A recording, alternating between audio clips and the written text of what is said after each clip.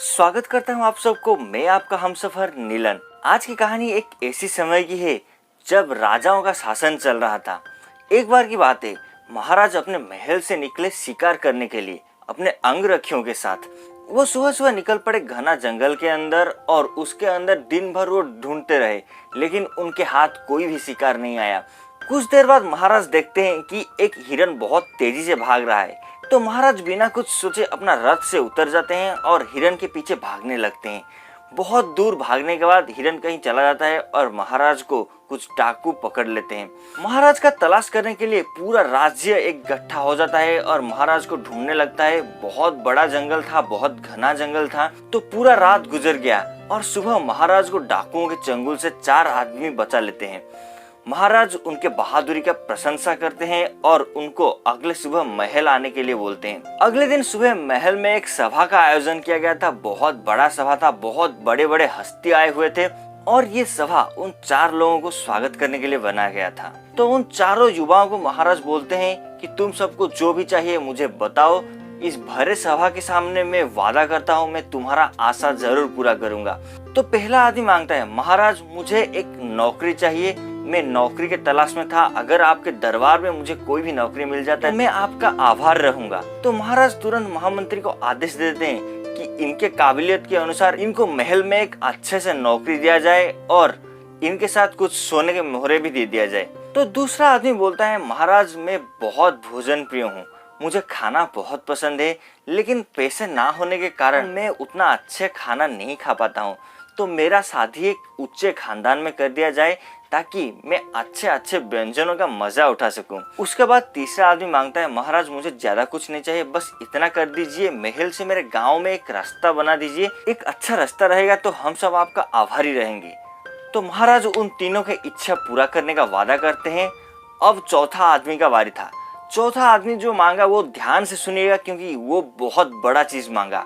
वो मांगता है, महाराज मुझे बिल्कुल भी कुछ नहीं चाहिए, मुझे बस इतना चाहिए, आप 6 महीने में एक बार मेरे घर में आके मेरा अतिथि बन के 1 रात के लिए रहेंगे और सुबह आप अपने महल वापस आ सकते हैं। महाराज बड़ा खुश हो जाते हैं कि 3 लोग मांग के चले गए लेकिन ये मुझे अपना अतिथि की तरह घर में बुला रहा है। तो महाराज बड़ा खुश हो गए। उसका भी जो मनोकामना था महाराज उसको भी पूरा करने का वादा कर लेते हैं। सभा खत्म होने के बाद महामंत्री महाराज के पास आते हैं और बोलते हैं, महाराज आपने पहले 3 आदमियों को जो वरदान दिया उससे मुझे कोई तकलीफ नहीं है, उससे उनका जिंदगी में कुछ थोड़ा सा ही फर्क आएगा, लेकिन वो जो चौथा आदमी था उसने जो मांगा उससे उसके जिंदगी पूरा का पूरा भर जाएगा और ये 3 आदमियों से वो बहुत कीमती चीज मांग लिया।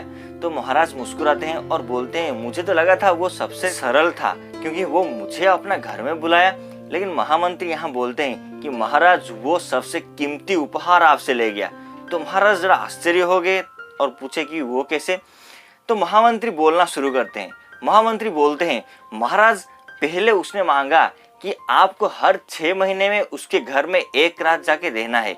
इसका मतलब अगर आप महल से निकल के उसके घर पे जाओगे तो रास्ता तो अच्छा होना चाहिए ना, वरना बुरे रास्ते में आप जाएंगे कैसे। तो पहले हमको एक अच्छे सा रास्ता बनाना पड़ेगा महल से उसके घर तक। दूसरी बात, अगर आप 6 महीने में एक बार महल से उसके घर तक जाओगे तो आप अकेले तो नहीं जाओगे ना, हम सब भी आपके साथ रहेंगे, आपके अंगरक्षी भी आपके साथ रहेंगे, महारानी आपके साथ रहेंगे, तो बहुत सारे लोग आपके साथ जाएंगे।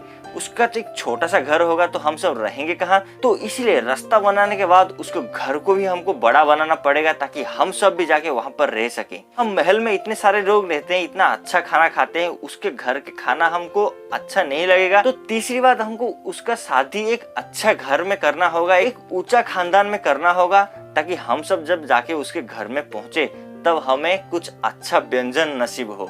और चौथा चीज, अगर हम उसको कोई नौकरी नहीं देंगे, अगर उसके पास ज्यादा पैसा नहीं होगा तो वो 6 महीने कैसे काटेगा। जब आप उसके घर में जाओगे तब तो वो गरीब हो चुका होगा। तो इसीलिए हमें उसको एक नौकरी भी देना होगा। तो महाराज वो आदमी एक बार आपको 6 महीने में घर में बुला के वो सारा चीज मांग लिया जो वो 3 आदमियों ने मांगा था और उसके साथ उसका सारा का सारा मनोकामना पूरा हो गया। सो दोस्तों, ये छोटी सी कहानी हमें बहुत बड़ी चीज सिखाता है। अक्सर जब हम लोग भगवान के द्वार में जाते हैं तब हमारे पास एक इतना लंबा लिस्ट रहता है जिसमें हम लोग पूरा का पूरा लिख के रखते हैं कि हमें ये सारा चीज़ चाहिए। हम भगवान को मांगते हैं, भगवान हमें गाड़ी दिला दो, हमें घर दिला दो, हमें एग्ज़ाम में अच्छा मार्क दिला दो, हमें नौकरी दिला दो। इन सब के बावजूद अगर आप बस भगवान को इतना मांगे, हे भगवान आप हमेशा मेरे साथ रहिए, तब आप हर एक चीज़ उनसे पा सकते हैं। क्योंकि अगर भगवान आपके साथ रहेंगे तब उनको पता चलेगा कि आपको किस वक्त कौन सी चीज़ का ज़रूरत है और तब वो आपको उसी चीज़ को प्रदान करेंगे।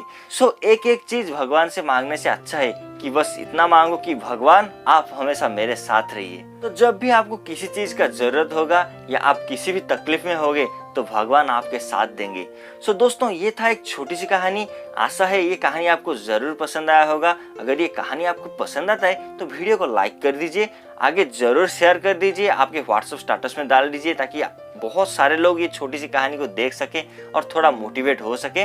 अगर आप हमारे चैनल पे नए हो तो अब भी चैनल को सब्सक्राइब करके बेल को प्रेस कर दीजिए ताकि जब भी मैं वीडियो अपलोड करूँ आपको उसका एक नोटिफिकेशन मिल जाए। दोस्तों, ये था आज की कहानी। मिलते हैं अगले रविवार सुबह के 9 बजे। तब तक के लिए stay happy, stay blessed and stay connected with our FN Humsafar family. Thanks for watching.